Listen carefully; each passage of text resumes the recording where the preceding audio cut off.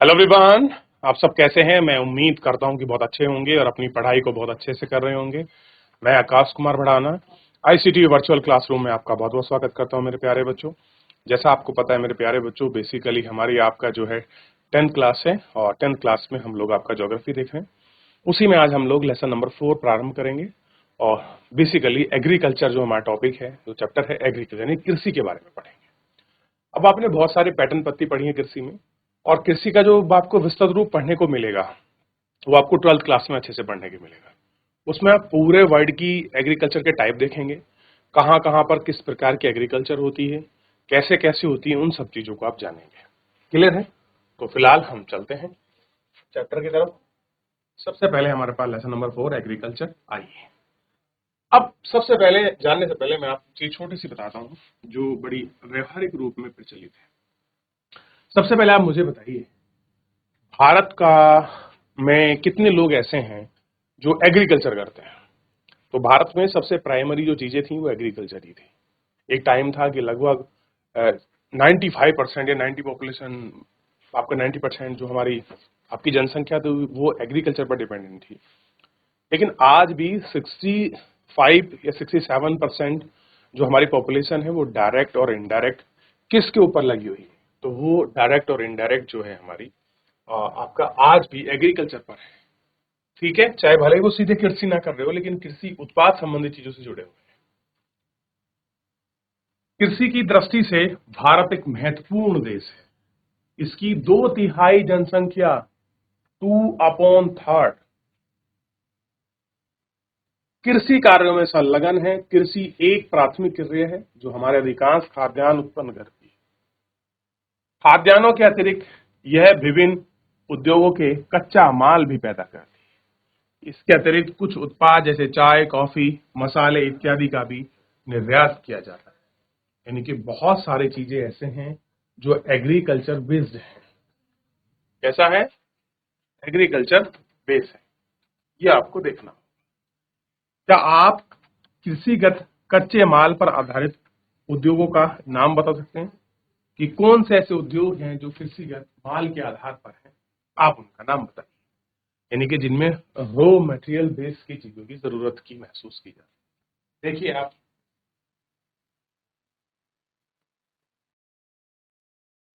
चलिए अब हम इसमें देखेंगे कृषि के प्रकार, टाइप ऑफ एग्रीकल्चर। कृषि हमारे देश की प्राचीन अर्थ क्रिया है। पिछले हजारों वर्षों के दौरान भौतिक पर्यावरण, प्रौद्योगिकी, सामाजिक सांस्कृतिक रीति रिवाज के अनुसार खेती करने की विधियों के सार्थक परिवर्तन हुए। कह रहे जिस तरीके से हम लोग कृषि कर रहे हैं, जो हमारा प्राचीन पैटर्न है, जो ट्रेडिशनल तरीके से हम लोगों ने एग्रीकल्चर की है, वो पिछले हजारों सालों से, चाहे वो फिजिकल आपके एनवायरमेंट रहा हो, चाहे हमने टेक्नोलॉजी से करी हो, चाहे हमारे कल्चर और सोशल तरीके हों, चाहे हमारे अपने कस्टम्स हो, उनके अनुसार जो खेती करते आए हैं। जीवन निर्वाह खेती के लिए वाणिज्यिक खेती तक कृषि के अनेक प्रकार वर्तमान समय में भारत के विविध भागों पर निम्नलिखित प्रकार से तंत्रों से उनको अपनाया गया है। तो बहुत सारे टाइप्स हैं, बहुत सारी चीजें हैं जिनको एक्सेप्ट किया गया है और उनको देखा गया है। ठीक, और इन सब चीजों को आपका देखते हैं और इन सब चीजों को अपनाते हैं।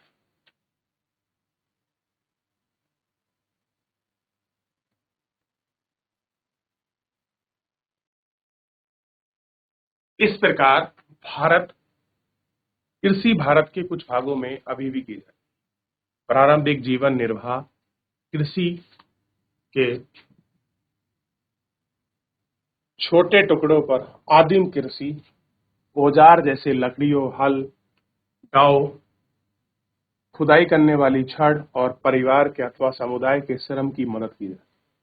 इस प्रकार कृषि प्रायः मानसून, मृदा और प्राकृतिक उर्वरता, फसल उगाने के लिए पर्यावरणीय परिस्थितियों पर आपका निर्भर करती है। या इन चीजों को हम लोग आपका देखते हैं। ठीक है, देख लिया। कृतक एवं दहन प्रणाली कृषि है।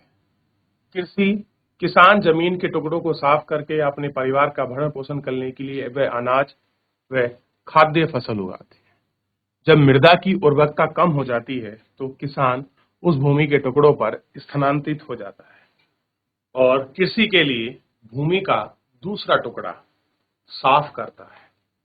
कृषि के इस प्रकार का स्थानांतरण से प्राकृतिक प्रक्रियाओं में मिट्टी की उर्वरता शक्ति बढ़ जाती है, क्योंकि किसान उर्वरक अथवा अन्य आधुनिक तकनीकी का प्रयोग नहीं करते। इसलिए इस प्रकार कृषि में उत्पादकता कम होती है।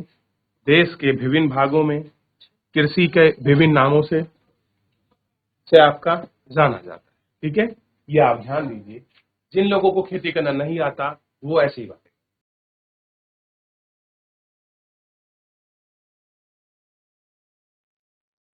अब जो लोग कृषि नहीं करते वो क्या कहते हैं कि कृषि में उत्पादकता कम होती है, लाभ का सौदा नहीं है। लेकिन आपको पता है, जब हमारे पास कोई और सोर्स ऑफ नहीं था, कितने लोग आज भी कृषि पर डिपेंडेबल हैं, जो अपनी आजीविका को चला रहे हैं, अपने परिवार का भरण पोषण केवल एग्रीकल्चर से ही कर रहे हैं।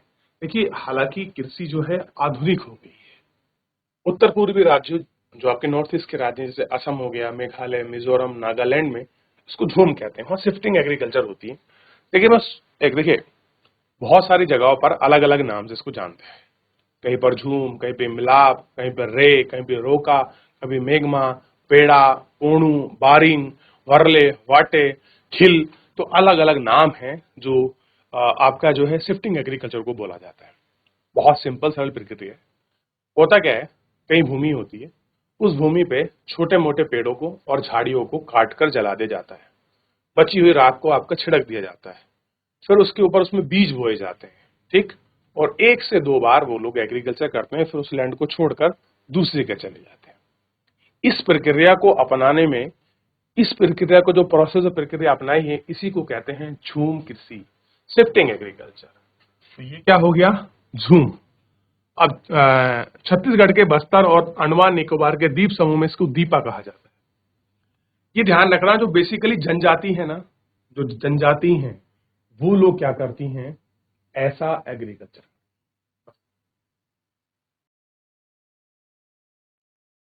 चलिए देख लिया, बात कर रहे हैं झूम, जिसको हम कीर्तन दहन प्रणाली स्लैश एंड बर्न एग्रीकल्चर के रूप में जाना जाता है। मेक्सिको और आपका मध्य अमेरिका, जिसको मिलाप, वेनेजुला और ब्राजील में रोका मसाले, इंडोनेशिया में वियतनाम और लांग के नाम से जो है इसको जाना जाता है। इन सभी को हम देखते हैं।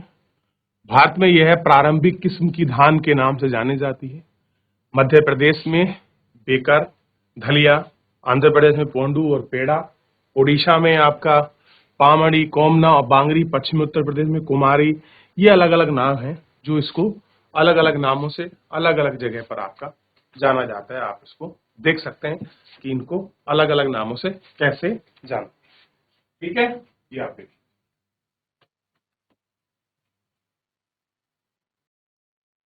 चलिए आगे बढ़ जाए। हम कह रहे हैं, रिंझा असम के डिफुआ के बाहरी क्षेत्रों में अपने परिवार के साथ एक गांव में रहती हुई अपने परिवार के समुदाय के तरफ भूमि के टुकड़े पर वन की कटाई और जंगल को साफ करते हुए आनंदित देखा होगा। अनुभव करती हैं कि परिवार के सदस्यों के साथ बांस की नाली द्वारा झरने पानी लाकर खेतों में सिंचाई करने में सहायता करती है। वह अपने परिस्थिति से लगाव रखती है, जब तक संभव हो यह रहना चाहती है, परंतु उसमें छोटी सी बच्ची खेतों में मिट्टी की उर्वरता को कुछ पता न करते, जिसके कारण परिवार की तलाश में उन भूमि को देखती है। कुछ ऐसे एरियाज हैं, कुछ लैंड सेक्टर हैं जिनको ये सारी चीजें हम देखते हैं। और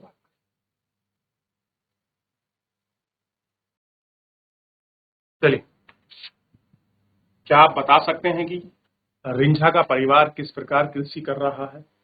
क्या आप उन फसलों के नाम बता सकते हैं जो इस प्रकार की किस्म में उगाई जाती है? तो ये अब इसी में एक कृषि होती है जिसको हम कहते हैं गहन कृषि। इस प्रकार की कृषि उन क्षेत्रों में की जाती है जहां भूमि पर जनसंख्या का दबाव अधिक रहता हो, यानी कि जमीन कम है और लोगों की डिपेंडेंसी ज्यादा है, उन जगहों पर होता है। जैसे यह गहन श्रम खेती है जहां अधिक उत्पादन के लिए अधिक मात्रा में रासायनिक निवेश और सिंचाई का प्रयोग किया जाता है। क्या आप भारत के कुछ राज्यों के नाम बता सकते हैं जहां पर किस प्रकार की एग्रीकल्चर की जाती है? भू स्वामित्व, विरासत और अधिकार के कारण पीढ़ी दर पीढ़ी जोत का आकार और अलाभप्रद हो जाता है। और किसान वैकल्पिक रूप से रोजगार न होने के कारण सीमित भूमि से अधिक पैदावार लेने की कोशिश करते हैं। कृषि भूमि पर बहुत अधिक दबाव। अब लोग क्या कर रहे हैं, लैंड कम है, उसी पर पेस्टिसाइड्स, खाद, आपका इरिगेशन, HY बीजों का प्रयोग कर रहे हैं ताकि प्रोडक्शन अधिक बढ़े। इससे क्या होगा, ओवरलोडेड लैंड हो रही है। क्या हो रही है, ओवरलोडेड जो लैंड है।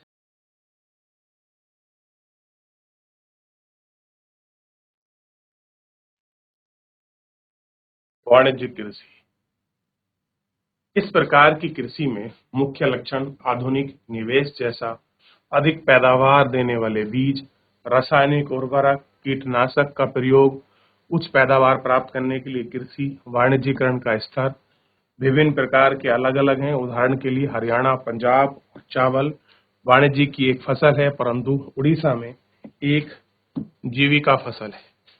अब देखिए, कहीं पर आप देखेंगे जैसे फसल कोई हो रहा है, हरियाणा में चावल और पंजाब में चावल कैसा है, ये एक आपका उनका वाणिज्यिक फसल है। इसको वो आप कमर्शियल रूप में यूज करते हैं, यानी वाणिज्यिक फसल मतलब इतना उगाते हैं ताकि वो उसको बेच सके। लेकिन भाई अगर आप बात करो तो आपका उड़ीसा की, उड़ीसा के लिए जीवन है। जीवन का मतलब है ये चावल इसलिए उगाते हैं ताकि वो खा सके, उसको कंज्यूम कर सकें, अपनी फूड पार्ट में उसको ले सकें। तो कहीं पर कोई फसल वाणिज्यिक रूप में है, कहीं आजीविका के रूप में है। और जब जो आपके पंजाब हरियाणा के लोग हैं इसको कैसे उगा रहे हैं, खतरनाक आपके केमिकल लगाकर, पेस्टिसाइड लगाकर, अधिक पैदावार वाले जो बीज हैं उनका प्रयोग कर कर ये सारी चीजें कर रहे हैं, जिनकी वजह से क्या हो रहा है, एग्रीकल्चर में प्रॉब्लम आ रही है।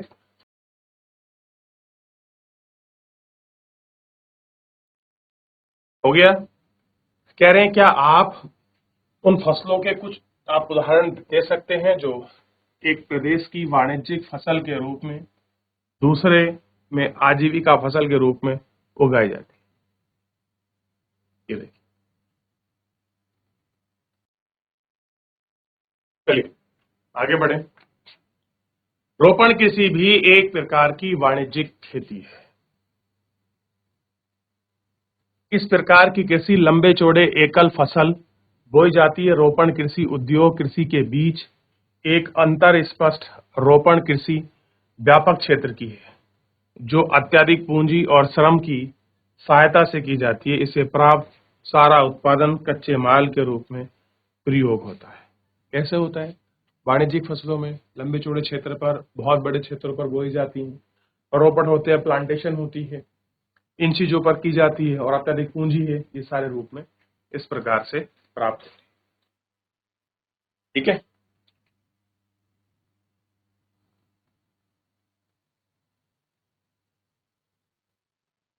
चलिए तो एक बार थोड़ा सा आगे बढ़ते हैं। और ये भारत में चाय, कॉफी, रबड़, गन्ना, केला महत्वपूर्ण रोपण फसल है। असम, उत्तरी बंगाल में चाय, कॉफी, कर्नाटक में मुख्य रूप से फसल है, क्योंकि रोपण कृषि उत्पादन की बिक्री के लिए होता है। रोपण कृषि जो भी आपकी प्लांटेशन होती है, चाहे चाय का हो, कॉफी का हो, कोवा हो, कोई भी केले वगैरह के जो पेड़ लगाए जाते हैं, देखिए ये सब किस लिए होते हैं, ये आपका रोपण कृषि होती है, यानी कि हम इनका कमर्शियल यूज के लिए हम लोग इनका प्लांटेशन करते हैं। भाई आपने अंगूर लगाया, आपने केला लगाया, आपने संतरा लगाया, आपने कॉफी लगाई, आपने कहवा लगाया, आपने चाय लगाई, आपने गन्ना लगाया, जूट लगाई, ये सब किस लिए है, ताकि हम लोग क्या कर सके, इनको कमर्शियल रूप में इनको बेच सके। हम अब बताइए आप केले का कितना कंज्यूम कर लेंगे, उसके बाद तो आपको बेचना ही पड़ेगा ना। तो हम इसलिए भी लगाते हैं ताकि हम उसको कमर्शियल प्रॉफिट के रूप में उसको देख सकें। क्लियर है, देख लिए बच्चों, याद रहेगा इतना? कोई डाउट, कोई क्वेरी किसी बच्चे की? चलिए तो फिलहाल आज के लिए इतना ही, मिलेंगे नेक्स्ट लेक्चर में। तब तक अपना ध्यान रखिए, स्वस्थ रहिए, अपनी पढ़ाई को बहुत अच्छे से करते रहिए। मुझसे जुड़ने के लिए आपका बहुत बहुत धन्यवाद।